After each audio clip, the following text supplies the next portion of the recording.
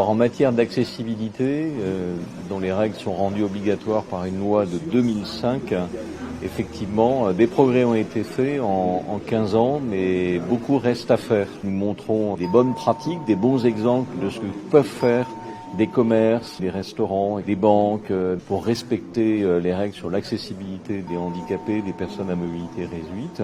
Si on veut faire un chèque ou quelque chose, moi je parle d'un chèque, mais si on veut écrire sur un document, effectivement une tablette sur BC est beaucoup plus pratique que là-bas. Là je passe en dessous, alors il faut un espace libre pour passer les genoux en dessous et pouvoir écrire. Et voilà, ça c'est vraiment idéal. Et c'est vrai que quand il n'y a pas cette installation dans les magasins, on est bien embêté parce que les comptoirs sont souvent beaucoup trop hauts. Il y a la loi, les textes de loi, la réglementation, et l'application et surtout la qualité d'usage. Ça veut dire qu'il peut y avoir des variantes par rapport à la réglementation, des petites choses, par rapport à la qualité d'usage qui ne sont pas strictement justes par rapport aux textes réglementaires, mais qui permettent aux personnes à mobilité réduite de pouvoir fonctionner tranquillement et qui ne remettent pas en cause justement l'accessibilité. 15 000 établissements recevant du public en Vendée sont soumis au respect de cette réglementation et nous n'avons, pour parler trivialement, de nouvelles que de 10 000 établissements sur 15 000.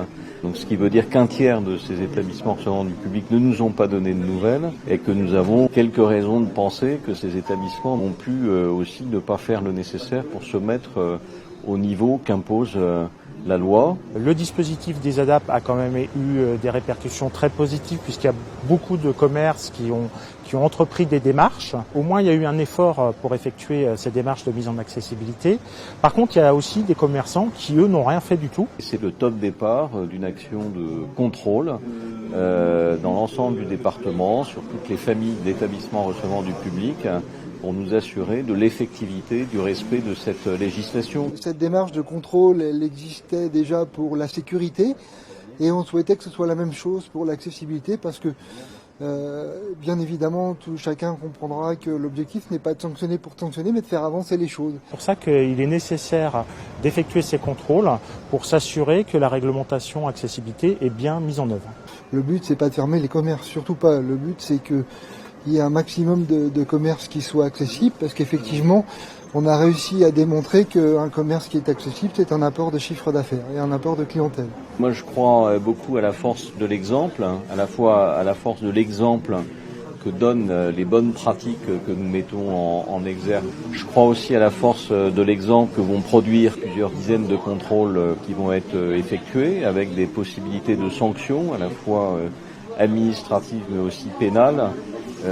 À la clé. Les sanctions administratives liées au fait de ne pas avoir entrepris de démarche d'ADAP, donc ça pour un commerce isolé c'est 1 500 €, pour un patrimoine de RP c'est 5 000 €, pour plusieurs établissements c'est 5 000 €. Mais cette sanction, qui est une sanction administrative, n'empêche pas des associations, par exemple, ou même l'État, de faire un recours au pénal pour défaut de mise en œuvre de la loi sur la mise en accessibilité. Et là, les sanctions du pénal sont beaucoup plus lourdes, puisqu'on parle de 45 000 €, 200 000 €. C'est une législation d'ordre public, une législation républicaine, d'égalité et de solidarité vis-à-vis de ceux qui sont victimes du handicap.